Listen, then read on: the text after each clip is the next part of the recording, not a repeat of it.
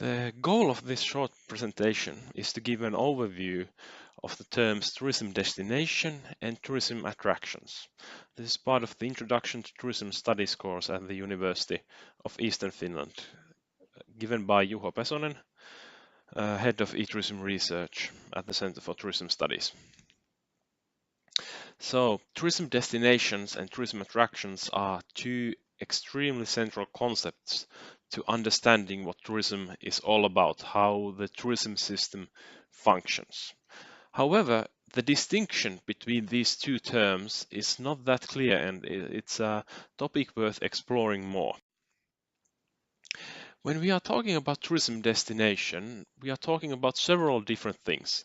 The tourism destination itself is not clearly defined in the tourism research literature, even though it is one of the central concepts of the field. Often, tourism destination is regarded as a geographical construct. It is something that has boundaries that can be defined from geographical point of view. Let's say, for example, a municipality or a country or a city.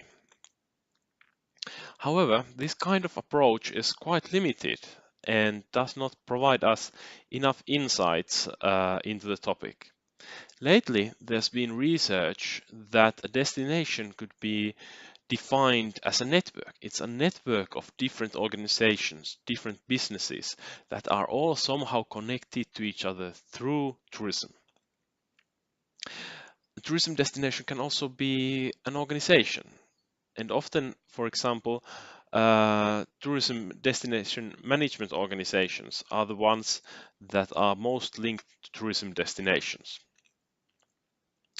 Destinations are also governed, for example, by a company such as a destination management company, DMC, or something like that, that defines by itself what the destination that it is leading or managing is. The key here is to think about who really defines the tourism destination.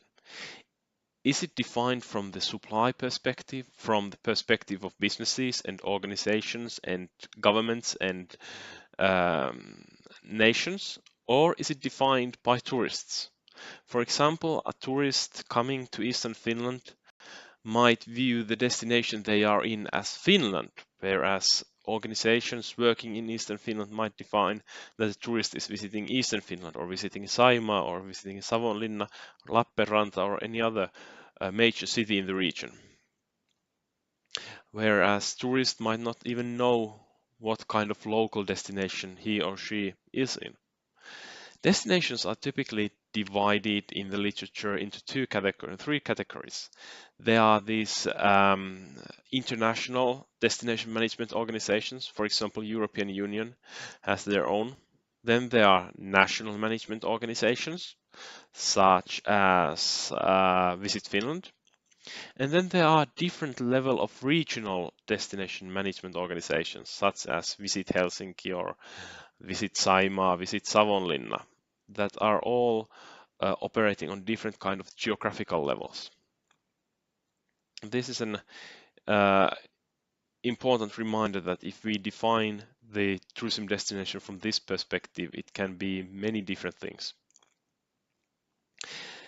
The distinction between tourism destination and attraction is also an interesting one, because it's not always clear what is a destination and what is an attraction, and can one be another or not.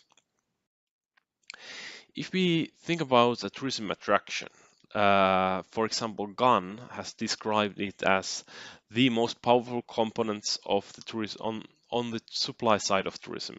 They are the energizing power unit of the tourism system. They are the ones that keep the tourism flows going on. And basically, an attraction can be almost anything. It can be a place, an object, a person even, or even an atmosphere in destination. There's research how food or beverages are an attraction. For example, if we think about the Champagne region in France, definitely Champagne is the attraction that most of the tourists come to see and experience. An event can be an attraction, and even knowledge and culture and intangible information can be an attraction in some places. And depending on the definition, even a destination can be an attraction. Leiper, already almost 3 decades ago, defined a tourist attraction as a system comprising 3 elements: a tourist or human element, a nucleus or central element, and a marker or informative element. A tourist attraction comes into existence when the 3 elements are connected. And this is, I must say, a clever definition for tourist attraction if we start thinking about it in more detail. It only exists when the three elements are connected. Let's say, for example, that there is a tree in a national park. There might be tourists or humans walking by the tree. The tree itself could be a nucleus or central element of the attraction system, but without a marker or informative element, the tree won't be an attraction.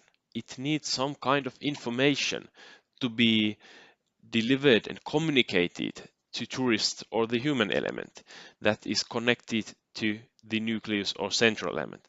For example, if there is a story behind the tree, it is the largest spruce tree in Nordic countries, or that native people already reverent this old tree hundreds and hundreds of years ago. That is the information connected to the tree. And when it is communicated to a tourist through word of mouth messaging, through internet marketing, through billboard signs, brochures, what have you, then all these 3 elements coming together form a tourist attraction. When all these elements meet and are existent, then that tree is a tourist attraction. And we have to remember that tourist attraction is always a system, and there is a lot of system research, a topic in itself, going on into tourist attractions. And this also opens us viewpoints on how attraction and destination differ and what kind of similar elements they have. I've collected here some additional reading that these slides are based on, and I really suggest that if you find these interesting, you go into these papers and books into more detail regarding the topic. Thank you for listening.